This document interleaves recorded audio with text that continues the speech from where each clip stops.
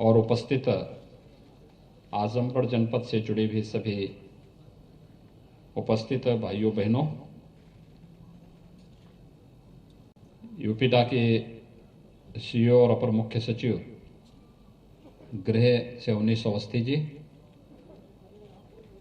आजमगढ़ कमिश्नरी के हमारे जो कमिश्नर हैं, यहाँ के डीआईजी, यहाँ के जिलाधिकारी, यहाँ के एसएसपी और अन्य यूपीडा से जुड़े हुए सभी अधिकारीगण, पूर्वांचल एक्सप्रेसवे ये पूर्वी उत्तर प्रदेश के विकास की संभावनाओं की एक आशा की किरण है। आज से 2.5 वर्ष पहले प्रधानमंत्री मोदी जी ने इसी आजमगढ़ में इस एक्सप्रेसवे का शिलान्यास किया था। अनुमान करिए कि पिछले 2-2.5 वर्ष के दौरान पूरी तस्वीर आपको बदलती हुई दिखाई दे रही होगी। यह आपके विकास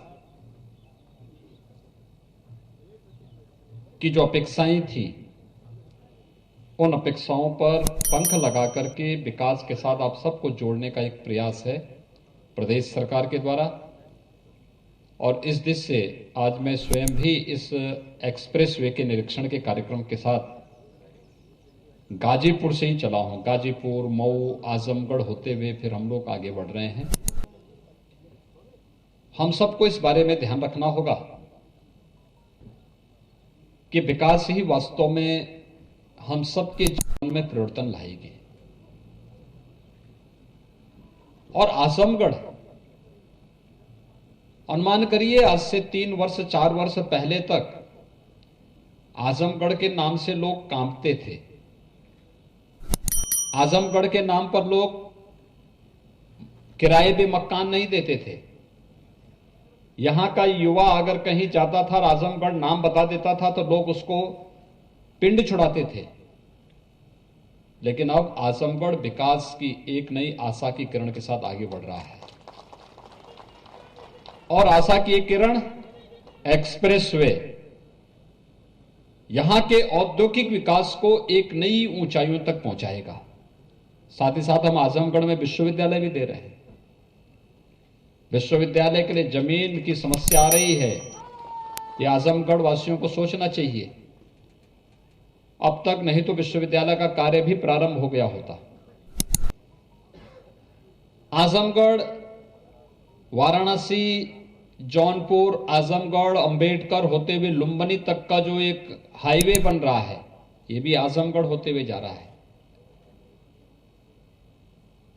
अनेक बड़े बड़े हाईवे केंद्र और प्रदेश सरकार के द्वारा आजमगढ़ के साथ आजमगढ़ को ध्यान में रख करके बनाए जा रहे हैं। ये इसलिए जिससे विकास की योजनाओं के माध्यम से हम यहां की अपेक्षाओं और जन आकांक्षाओं की पूर्ति करने में सफल हो सकेंगे। मेरा आप सबसे यह अपील होगा, विकास हमारी प्राथमिकता होनी चाहिए और हम सब सकारात्मक सहयोग इसके साथ करें। यह सकारात्मक सहयोग ही न केवल आपके लिए बल्कि आने वाली पीढ़ी के भविष्य के लिए भी बहुत निर्णायक सिद्ध होगा। हमारा प्रयास है कि 31 मार्च तक मुख्य एक्सप्रेसवे हम लोग बना करके तैयार करें और एक्सप्रेसवे को बनाने के साथ फिर यहां पर हर जनपद में औद्योगिक क्लस्टर भी विकसित किया जाए, जिससे औद्योगिक निवेश और उसके माध्यम से पूर्वी उत्तर प्रदेश के नौजवानों को रोजगार और नौकरी की संभावनाओं को भी उसके साथ जोड़ा जा सके। इसकी तैयारी की जा रही है, युद्ध स्तर पर तैयारी की जा रही है। और उसी दिशा से मैं यहां पर आपके बीच में इस एक्सप्रेसवे के निरीक्षण के लिए आया हूं। आप सभी इस अवसर पर आए हैं। आप सबका मैं हृदय से अभिनंदन करता हूं।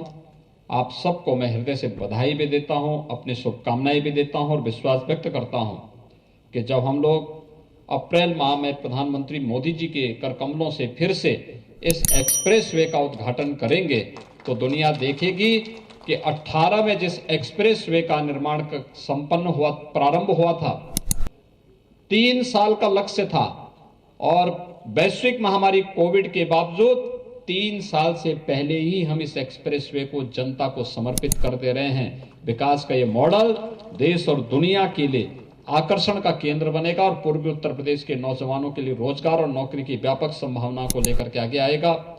आज के इस अवसर पर आप सबको मैं एक बार फिर से हृदय से बधाई देता हूं, अपनी शुभकामनाएं देता हूं। धन्यवाद। जय हिंद।